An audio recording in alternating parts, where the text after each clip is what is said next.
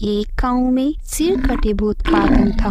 रात होते ही वो पूरा गांव खाली खाली सा दिखाई देता था, क्योंकि सब सर कटे भूत के डर से अपने अपने घरों पे बंद हो जाते थे और वो भूत अपने सर को अपने हाथ में लेकर चलता था।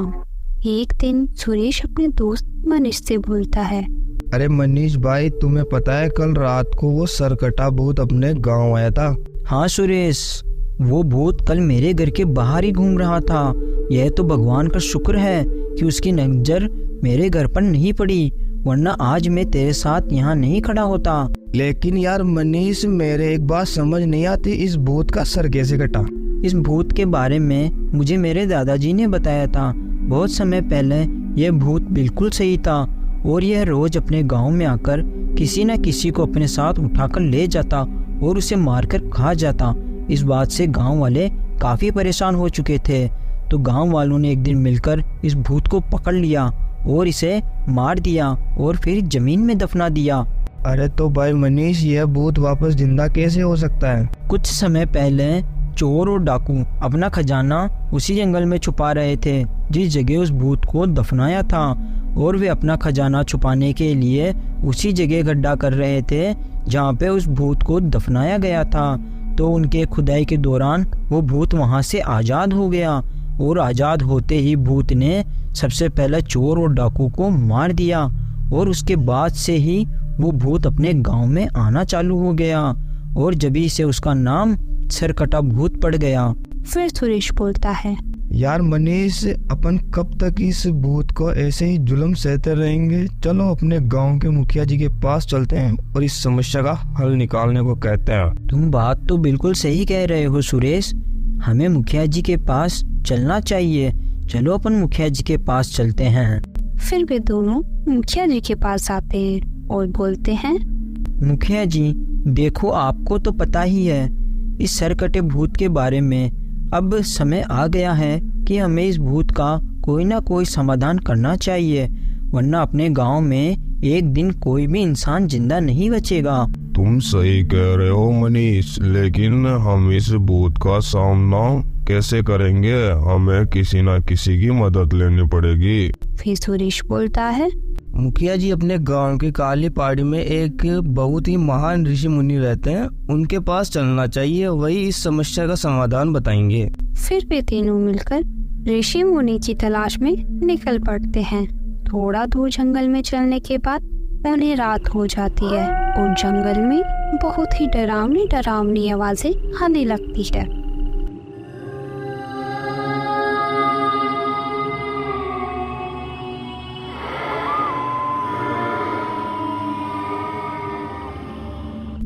और उधर मनीष का बेटा मनीष घर पर इंतजार कर रहा था। बाबा तो रोज अब तक घर आ जाते हैं, लेकिन आज काफी रात हो गई, फिर भी बाबा घर नहीं आए। लगता है मेरे बाबा को भी उस सरकटे भूत ने पकड़ लिया है। आज मैं उस भूत को नहीं छोड़ूंगा, मैं उससे अपनी माँ का भी बदला लूंगा।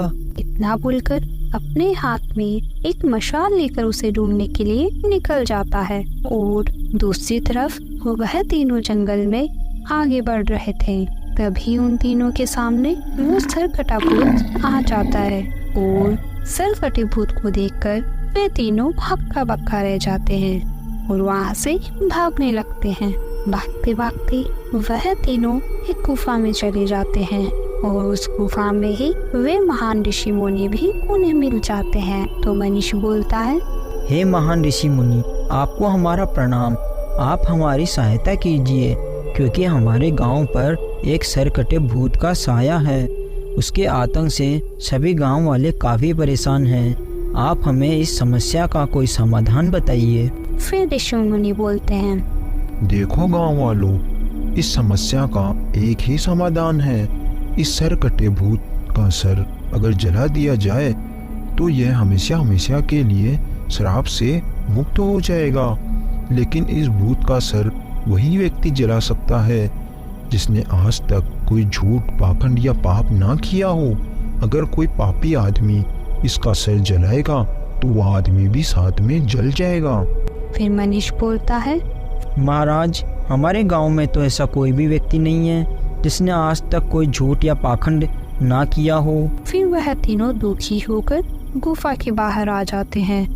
तो वो सरकटा भूत उनका गुफा के बाहर इंतजार कर रहा था। जैसे ही वह तीनों बाहर आते हैं, वो भूत बोलता है, आ गए तुम तीनों बाहर, अब तुमको मुझसे कौन बचाएगा।